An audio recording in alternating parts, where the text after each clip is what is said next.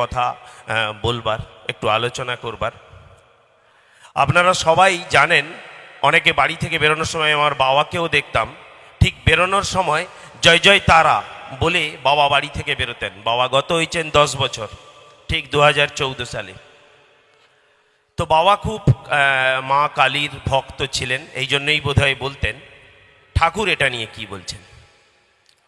আমার প্রত্যেকটা কথা আমার জীবনে আমার মা যা বলে, আমার স্ত্রী যা বলে, আমার ছেলে যা বলে, আমি ভেবে দেখার চেষ্টা করি ঠাকুর কি বলেছেন। তা না হলে ঠাকুরকে চেনাও যাবে না, তাকে ভালোবাসাও যাবে না। আর ডিপি ওয়ার্কস তো অনেক দূরের কথা। সব জায়গায় আমার প্রবৃত্তি, আমার লোভ, আমার কামনা, আমার বাসনা, আমার কাম ক্রোধ, এগুলোই পেছনে টেনে ধরবে। ঠাকুর কি বলছেন? ঠাকুর বলছেন, ওই জয় জয় হরি বা জয় মা কালী বলে যে বাড়ি থেকে বেরোলি, তাতে তোর সামান্য একটু ভালোবাসা ভক্তি থাকতে পারে, কিন্তু গুণচিন্তন নেই। মানে আমি যার গুণকীর্তন করলাম তার গুণ নিয়ে আমি ভাবি না। ঠাকুর বলছেন ওতে প্রণাম হতে পারে, কিন্তু প্রণত হবি না। মানে প্রকৃষ্টভাবে তোর নত হওয়া হলো না, তোর বোধও এলো না।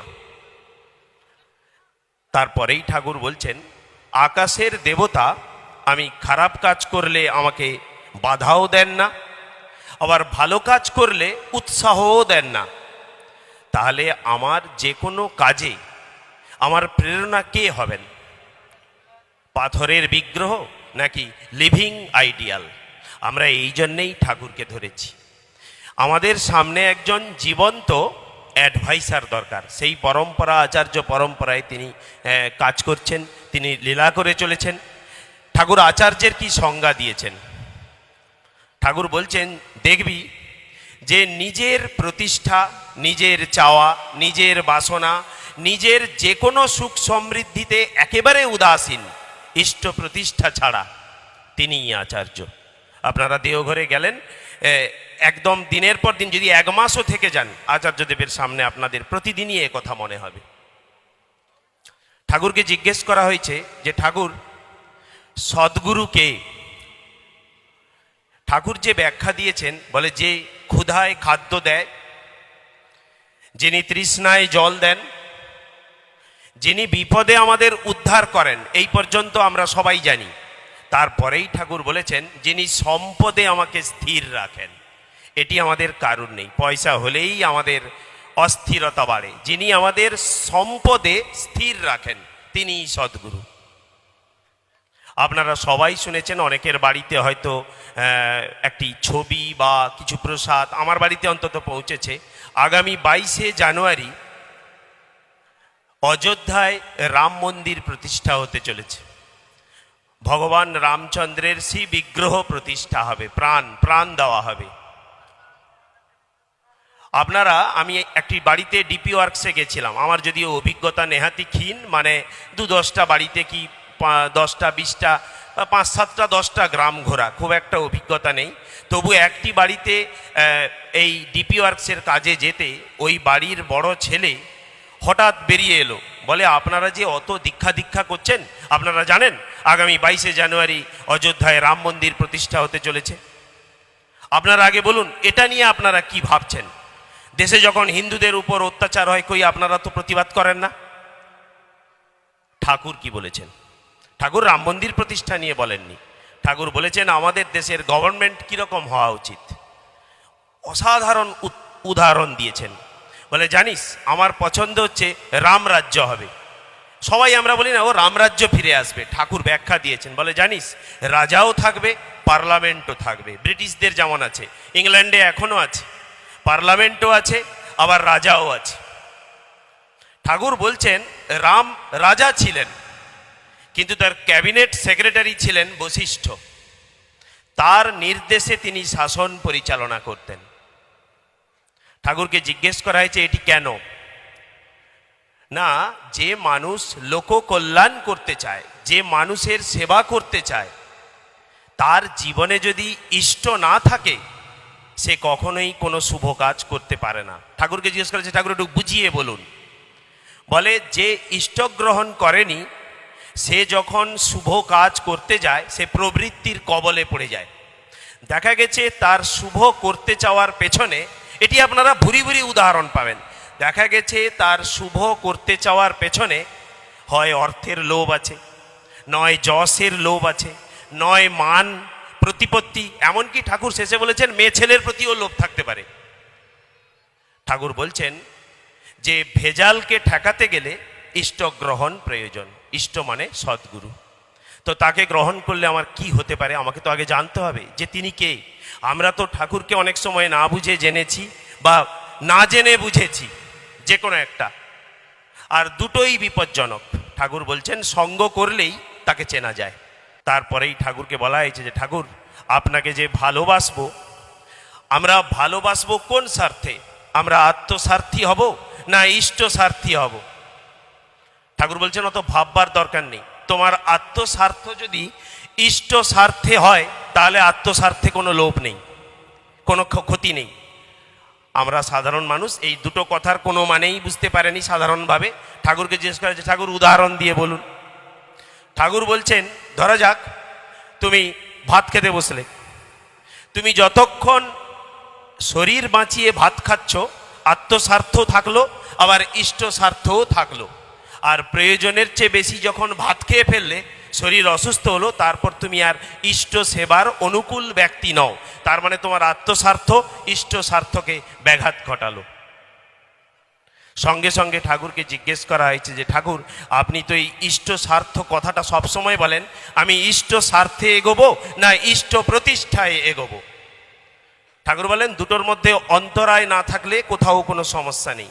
বলে ঠাকুর আবারও বুঝিয়ে বলুন। প্রত্যেকটি জিনিস তিনি আমাদের সামনে হাটে হাঁড়ি ভেঙেছেন, কোথাও কিছু বলতে বাকি রাখেননি। বলে ধরা যাক তুমি চুরি করে এনে ঠাকুরকে অর্ঘ্য দিলে, লোকে তোমাকে চিনলো, পরের দিন বলে বেড়ালো হা দেখ চোর যাচ্ছে, আর তার গুরু শ্রী শ্রী ঠাকুর অনুকূলচন্দ্র। তুমি ইষ্ট স্বার্থে কাজ করলে, ইষ্ট প্রতিষ্ঠায় ব্যাঘাত ঘটালে। বলে ঠাকুর উল্টোটা। বলে ধরা যাক ঠাকুরকে ভালোবেসে তুমি একটি গরিব এলাকায় হাসপাতাল গড়লে, তারপর তার দায় দায়িত্ব ঠাকুরের ঘাড়ে দিয়ে দিলে। ইষ্ট প্রতিষ্ঠায় কাজ করলে, কিন্তু ইষ্ট স্বার্থে আবারও ব্যাঘাত হয়ে গেল। তার মানে তোমার কাজের মধ্যে ইষ্ট স্বার্থ আর ইষ্ট প্রতিষ্ঠা পরস্পরের পরিপূরকভাবে থাকা উচিত। ঠাকুরকে জিজ্ঞেস করা হয়েছে যে ঠাকুর big man are great man কে? ঠাকুর বলে মহারাজ রাজা অশোকের নাম শুনেছিস? Big man. যেদিন উপগুপ্তের গান শুনে ভগবান বুদ্ধকে চিনলেন, সেই দিন তিনি গ্রেট ম্যান হলেন। এরপর আর বোঝাতে লাগবে না যে ইষ্টগ্রহণ না করলে একজন বিগ ম্যান তার গ্রেট ম্যান হওয়া আটকে যেতে পারে। ঠাকুরকে জিজ্ঞেস করা হয়েছে যে ঠাকুর আপনারা দেখেছেন আমরা যখন খ্রিস্ট ধর্মের লোকেরা এসে বলে তুমি খ্রিস্টান ধর্ম নাও, আর যারা খ্রিস্টান ধর্ম নিয়ে নেয় সঙ্গে সঙ্গে বলে তোমার ধর্মান্তরিত হলে তুমি, তোমার কনভার্সন হয়ে গেল। ঠাকুর বলছেন আরে শুধু তাই কেন, মুসলমান লোকেদেরও যদি কেউ মুসলমান ধর্মে নেয় তাকেও বলা হবে তার কনভার্সন হয়ে গেল। আর আমার যদি কেউ দীক্ষা নেয়, ঠাকুর বলছেন সেটা আর কনভার্ট নয়, ইনভার্ট। এমন ওয়ার্ড ইউজ করেছেন সামনে বসে থাকা অত্যন্ত জ্ঞানীগুণী ব্যক্তিরা, যিনি মাধ্যমিক পাসের মতো ডিগ্রিও যার ছিল না, তিনি এমন ওয়ার্ড ইউজ করেছেন কিছুতেই কেউ মানে বলতে পারছে না। শেষে ডিকশনারি এনে দেখা গেল ইনভার্টের মানে হচ্ছে টু টার্ন ইনসাইড, মানে নিজের দিকে তাকানো, নিজের ভেতরের দিকে তাকানো। বলে আমার যে দীক্ষা নেবে তার ইনভার্সান হবে, সে আত্মসমীক্ষা আত্মবিশ্লেষণের মাপকাঠি পাবে, তা নাহলে তার প্রবৃত্তির নিয়ন্ত্রণ কি করে হবে? ঠাকুরকে বলা হয়েছে ঠাকুর আমি প্রবৃত্তির নিয়ন্ত্রণ কি করে করব?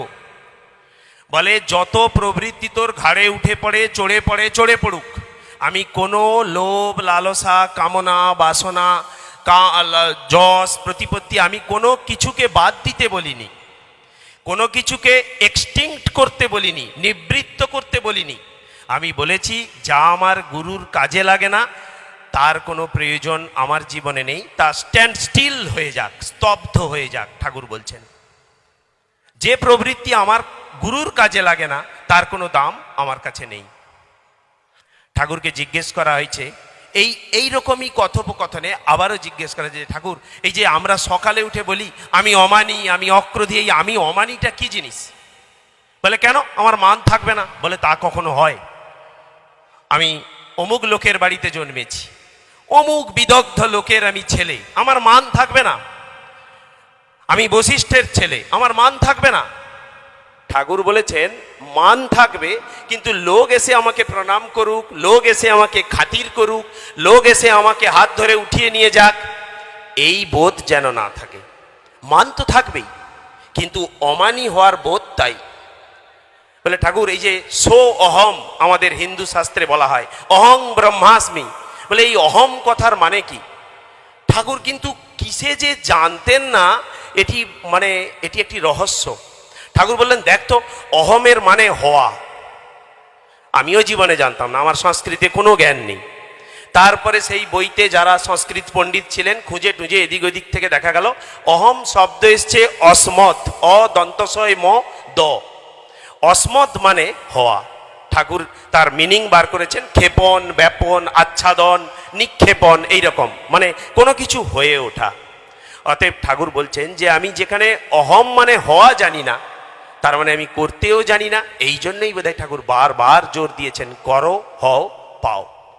ঠাকুরকে আবারও জিজ্ঞেস করা হয়েছে যে ঠাকুর আপনি এই যে এত ধর্মের পথে অলৌকিকতাকে প্রশ্রয় দেন না কেন?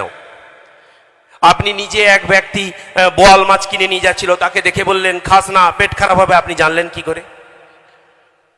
ঠাকুর বলছেন যা আমার জানার পরিধির বাইরে তাকে আমরা অলৌকিক মনে করি, কিন্তু যে কোনো মিরাকেল, ঠাকুর নিজের মুখে বলছেন যে কোনো মিরাকেল, এটিও দিব্যরক্ষী দ্বিতীয় খণ্ড, মিরাকেল ইজ ভেরি আনরিলিজিয়াস। যে কোনো অলৌকিকতাকে প্রশ্রয় দেওয়া অত্যন্ত অধর্মীয় একটি আচরণ। ঠাকুরকে আবারও ভক্তরা জিজ্ঞেস করেছেন যে ঠাকুর তাহলে আমি আমার প্রভুকে ভালোবাসবো, সেই ভালোবাসার কন্ডিশন থাকবে না থাকবে না, না আনকন্ডিশনাল হতে হবে? গুরু যদি 1 বছর কথা নাও বলে তবু গুরুকে ভালোবাসতে হবে। বলে ঠাকুর তাহলে তো আমার মন ভেঙে যাবে। ঠাকুর বলছেন তার মানে তুমি অভিমান করবে না? হ্যাঁ, না যার উপরে আমার অভিমান, তাহলে তার চেয়ে আমার ওজন বাড়িয়ে ফেলেছি, এই অভিমানে আমার ক্ষতি হতে পারে। তিনি আমাকে ভালোবাসুন কিংবা নাই বাসুন, আমি তাকে ভালোবাসি। একমাত্র এই বোধই পারে মানুষকে উদ্ধার করতে। একটি কথা বলে ঠাকুরের শেষ করব। আমার আগের বক্তারা ডিপি ওয়ার্কস নিয়ে বলেছেন, আমার পরে শ্রদ্ধেয় বক্তারা কেউ আছেন বলবেন। আপনারা ডিপি ওয়ার্কস নিয়ে কাজ শুনেছেন। ঠাকুরকে জিজ্ঞেস করা হয়েছিল যে ঠাকুর